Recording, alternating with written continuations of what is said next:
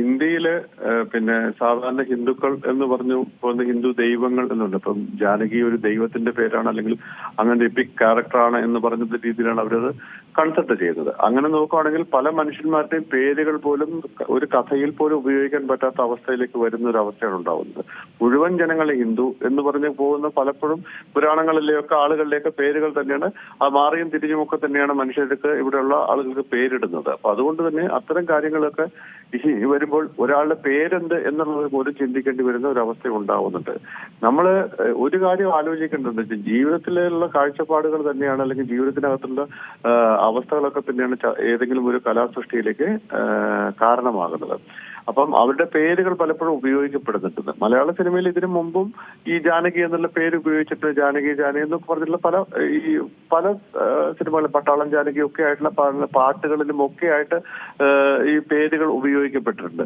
അന്നൊന്നും ഇല്ലാതിരുന്ന എന്ത് തരത്തിലുള്ള ഈ ഒരു അവസ്ഥയാണ് ഇപ്പോൾ ഈ ജാനകി എന്ന പേര് ഉപയോഗിച്ചാൽ ഉണ്ടാവുക എന്നുള്ളതിനെ കുറിച്ച് നമുക്ക് ഒരു കലാകാരൻ എന്നുള്ള ഒരു കലാപ്രവർത്തകൻ എന്ന ചലച്ചിത്ര പ്രവർത്തകൻ എന്ന രീതിയിൽ എനിക്ക് മനസ്സിലാവാത്തൊരു കാര്യമാണ്. അപ്പൊ മനുഷ്യന്റെ പേര് ഉപയോഗിക്കാൻ മനുഷ്യന്റെ പേരിടുന്നതിനകത്ത് പോലും ഈ ഇത്തരം രീതിയിലുള്ള കർശനമായ നടപടികൾ ഉണ്ടാവുന്നു എന്ന് പറയുന്നത് തികച്ചും കൃത്യമായിട്ട് ആലോചിച്ച് ചെയ്യേണ്ട ഒരു കാര്യമാണ്. ഇതിനെതിരെ പ്രതികരിക്കേണ്ട ഒരു ആവശ്യമുണ്ട് എന്ന് തോന്നുന്നു എന്നുള്ളതാണ് എന്റെ അഭിപ്രായം. തീർച്ചയായും ഈ സിനിമ കണ്ടതിന് ശേഷം ഈ കമ്മിറ്റി അംഗങ്ങൾ സംവിധായകനുമായി ബന്ധപ്പെട്ടിരുന്നു എന്നും ഈ സിനിമ വളരെ നല്ല രീതിയിലാണ് എടുത്തിരിക്കുന്നതെന്നൊക്കെ പറഞ്ഞിരുന്നു എന്നൊക്കെ പറയുന്നുണ്ട്. എന്നാൽ പോലും ഈ ജാനകി എന്നുള്ള പേര് മാത്രം റീജിയണൽ സെൻസർ ബോർഡ് ആ സിനിമയ്ക്ക് അനുമതി കൊടുത്തിട്ടുള്ളതാണെന്നാണ് എന്റെ അറിവുണ്ടായത്. റീജിയണൽ സെൻസർ ബോർഡ് കൊടുത്തിട്ടുള്ള സാധനങ്ങൾ അങ്ങനെ ഏതെങ്കിലും തരത്തിലൊരു ഇഷ്യൂ ഉണ്ടെങ്കിൽ മാത്രമാണ് ഈ അപ്പലേറ്റ് ഈ സെൻസർ ബോർഡുകളിലേക്ക് പോകേണ്ടി വരുന്നത് എന്നാണ് എന്റെ അറിവുണ്ടായിരുന്നത്.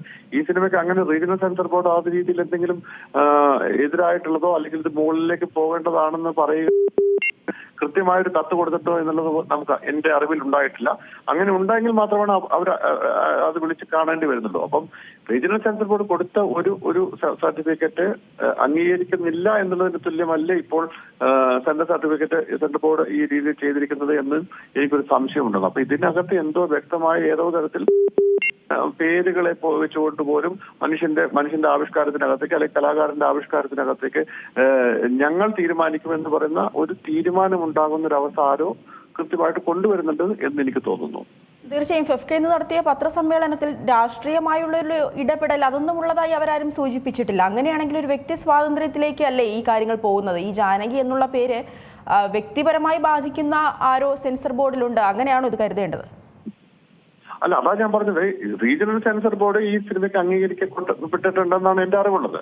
അപ്പൊ ആ റീജിയണൽ സെൻസർ ബോർഡിന്റെ നമുക്ക് മലയാള സിനിമ ആ പ്രദേശത്തെ റീജിയണൽ സെൻസർ ബോർഡിന്റെ മുമ്പിലേക്കാണ് നമ്മൾ കൊടുക്കേണ്ടത്. അവരത് അനുമതി കൊടുത്തിട്ടുണ്ട് എന്നാണ് എന്റെ അറിവ്. അത് എതിർത്തിട്ടില്ല എന്നാണ് ഞാൻ കരുതുന്നത്. അപ്പൊ അങ്ങനെ കൊടുത്തിട്ടുണ്ടെങ്കിൽ തീർച്ചയായിട്ടും ഈ പേര് പാടില്ല എന്ന് പറയുന്ന ആരോ ഒരാൾ, അല്ലെങ്കിൽ ഈ പേര് വെക്കരുത് എന്ന് തീരുമാനിക്കപ്പെടുന്ന ആരോ ഒരാൾ ഇത്തരം രീതിയിലുള്ള ഒരു നടപടിക്രമങ്ങളിലേക്ക് കൊണ്ടുപോകുന്നു എന്ന് കരുതേണ്ടതുണ്ട് എന്നുള്ളത് യാഥാർത്ഥ്യമാണ്.